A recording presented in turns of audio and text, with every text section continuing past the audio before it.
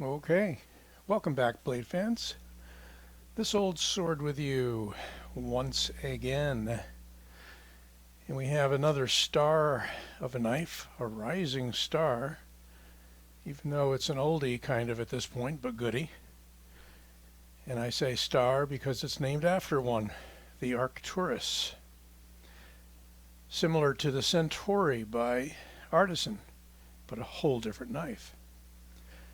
So, yeah, I'm a little late to the party on this one, but a shout out to my good friends Ryan and company over at Army Barracks, who sold me this fine piece and gave me a good price. So if you're listening, Ryan, it's here because of you, my friend.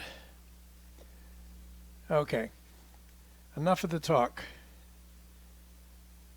I've oiled this guy up just a little bit because it is a D2 knife by Steel Will running on phosphor bronze washers. It ain't going to be drop shutting.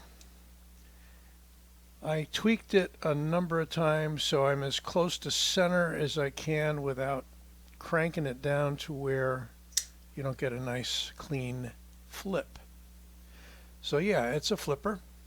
Got a decent sized flipper on it. It is a decent sized knife. Kind of a handful, coming up on 9 inches. And I'm going to let you take a look at it while I run down some specs from our friends out at Knife Center. Happened to be the first hit.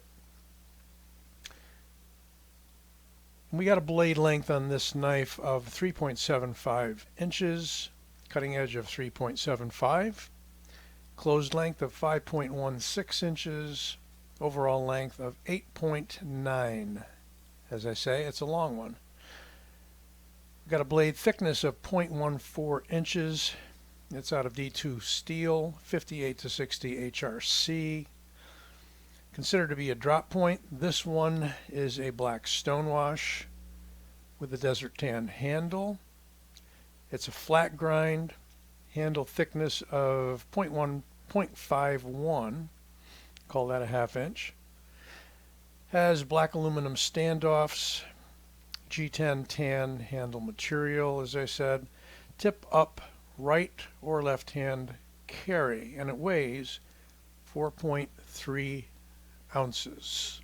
There you go. And you can get these for anywhere between 55 and 60. Still available as far as I know, not discontinued. There's your pins, I believe out of aluminum. We've got a steel liner on the lock insert side. We have nothing but G10 on the other side. And it's very rigid, no problems with flex. It locks up very tight. We have useful jimping there. I do not slide on that jimping. We have a recess, kind of a swoop, as Bob DeMarco likes to call them. A swoop on the blade to place your thumb forward, which I find is very nice, very convenient. A single cutout for the index finger. The rest of the fingers can fall where they like, which is nice.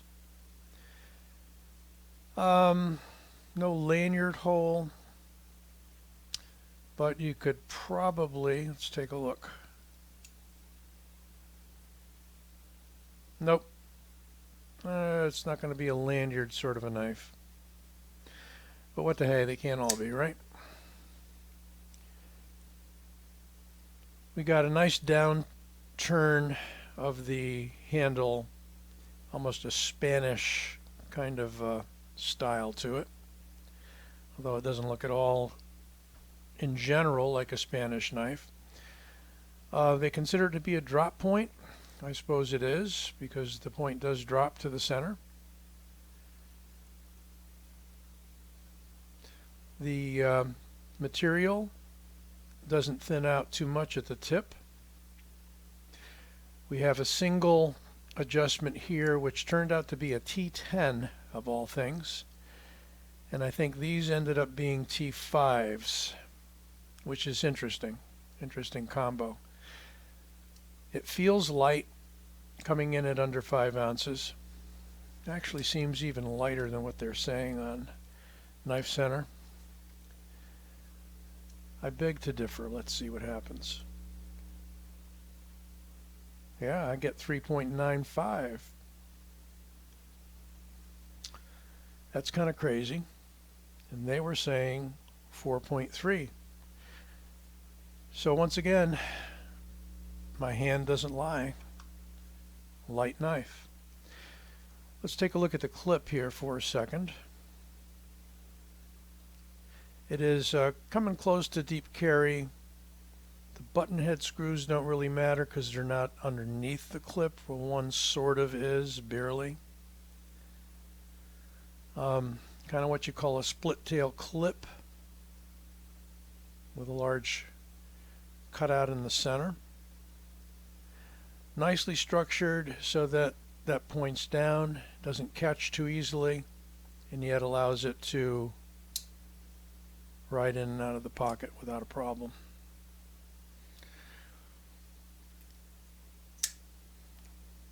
Wide open construction.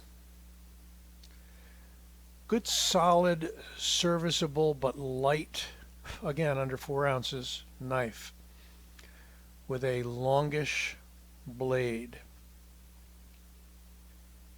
What did they say, 375? We questioned the weight. Why not question the length of the blade as well? Yeah, it's 3 3/4. So they were right on that. But unless they change this knife, since it was listed, it's lighter than they say. How long is it next to the Rat 1? Longer blade. Overall, slightly longer.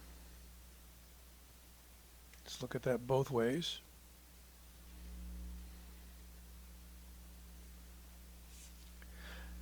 And against the Griptilian, did I say Griptilian? I meant Freak. Considerably longer overall than the Freak. And let's do a pocket check. Put it up against my Boost, Benchmade Boost that I'm carrying today.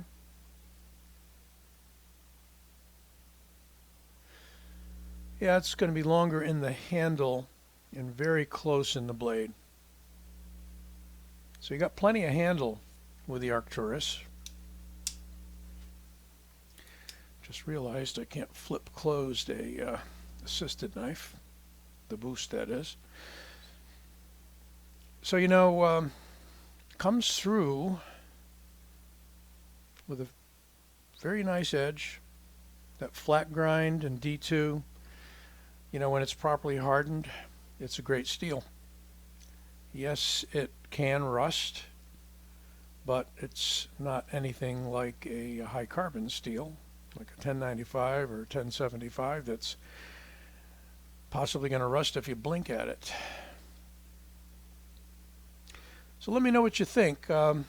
Pick this up, kind of fill the gap a bit till we get some other stuff in, and it's very decent, usable EDC blade. I could recommend it for sure, and still Steel Will does come out with some really solid entries. You may or may not like Steel Will knives. I happen to like most of them. There's been a few exceptions. They weren't terrible, but you know, we all have our preferences. So again, give it a like if you do enjoy this video, and don't forget to subscribe if you haven't already. Best to you. Until next time, this old sword signing out.